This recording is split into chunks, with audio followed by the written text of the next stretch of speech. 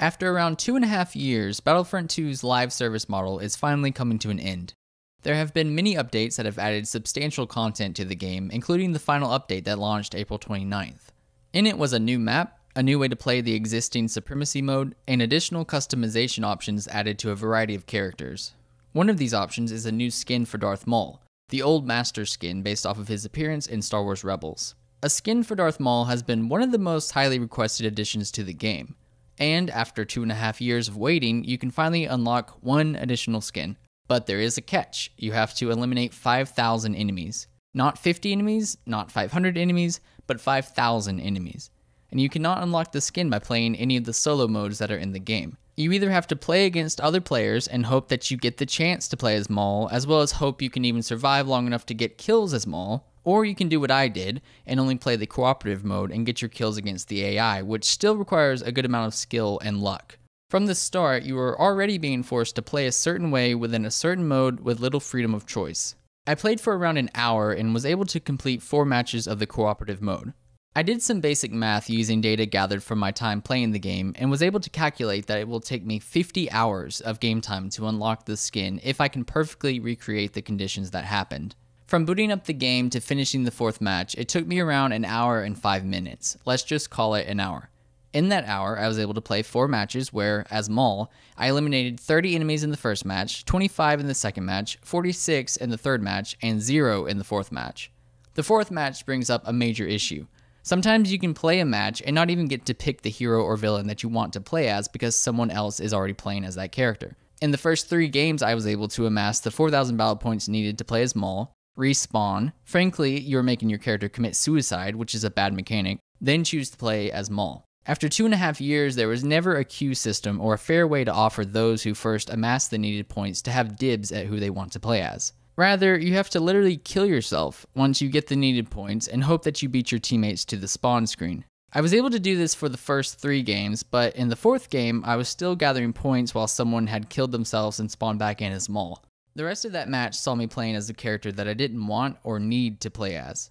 This leads to a forced rivalry between you and your teammates. In these 4 matches, I saw players either leave the game immediately once I started playing as Maul, while others waited in the spawn screen hoping for me to die. I noticed one player not spawning in for minutes as I was fighting as Maul.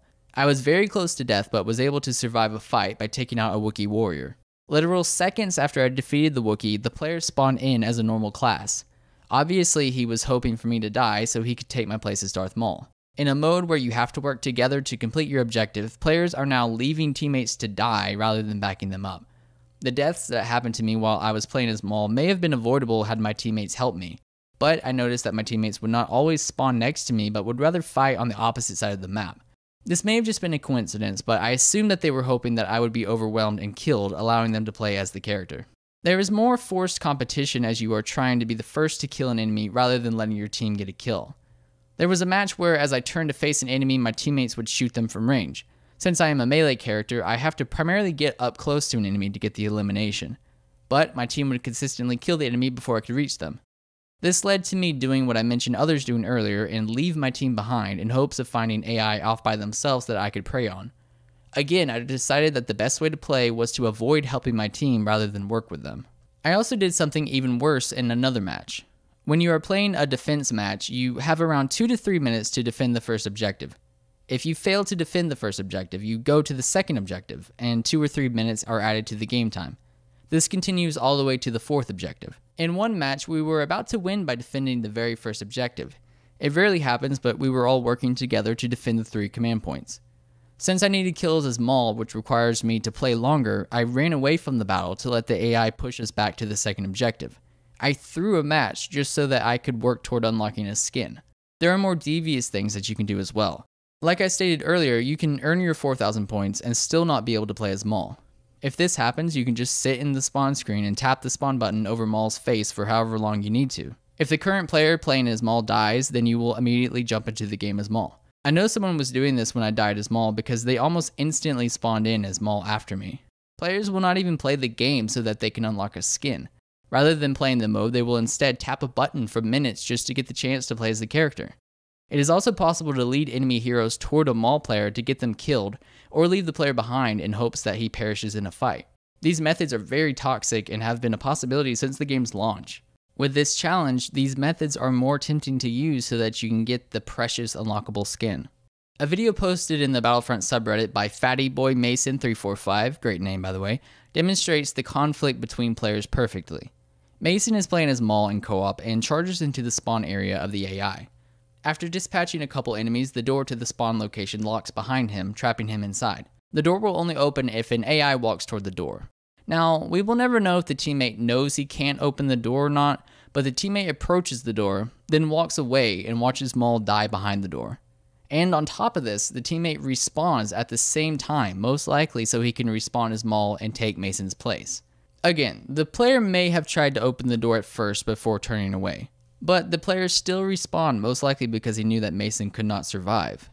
It definitely is not the worst thing you can do, but it shows this toxic approach to the game that is being promoted with this challenge. These challenges are also unfair to newer players who are not only at a disadvantage based on skill alone, but also because veteran players have access to a star card that will increase their battle point yield by 20%.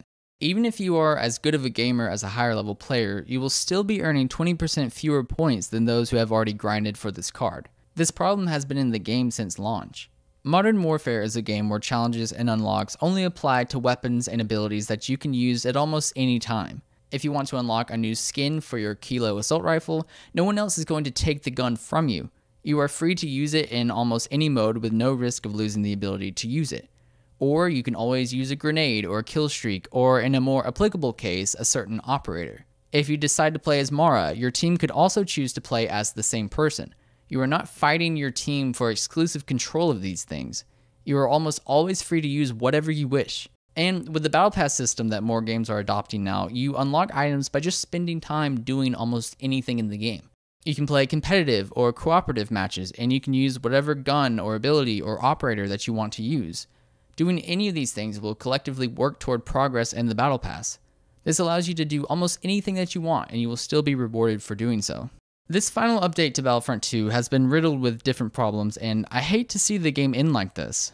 The past year has seen many positive changes to the game, but that all seems to be undone with this one update as players are behaving in more toxic ways, and as the game is continuing its tradition of having as many problems as it has fun content. The ex-community manager has mentioned that the team is looking into changing the challenge, which is great, but it is still confusing as to why this was put into the game in the first place. It is eerily similar to the problems at launch where you had to grind for hours just to unlock the ability to play as Luke and Darth Vader, possibly the two most iconic characters in Star Wars. The entire final update seems to contain unfinished or poorly thought out additions that are only making the game worse than better. Hopefully the team will be able to return and clean up some of the mess that was left behind before moving on to their next project. And that's it for this video. Thank you all so much for watching. I hope you enjoyed it. And yeah, man, it's just really unfortunate. Like, I was really looking forward to this update, and it's just, there's this problem, and then there's a lot of other things that maybe I'll talk about in another video, like the fact that you can't board in Supremacy, and then the whole Easter egg thing for the Rey skin was kind of poorly done. I made a video just of like my live reactions to that, and yeah, it's just really unfortunate, and hopefully maybe the team can come back and continue adding stuff, or at least kind of polishing stuff. The lightsaber combat is still in a really bad place as far as I can tell. It's just unfortunate, but this is probably the end of the game, so it's really sad and depressing. So I'm kind of tired of talking about it in all honesty, and I'm kind of tired of playing the game. So anyway, I'm going to stop there. So thank you all again, and I will see you all in the next one. Bye, guys.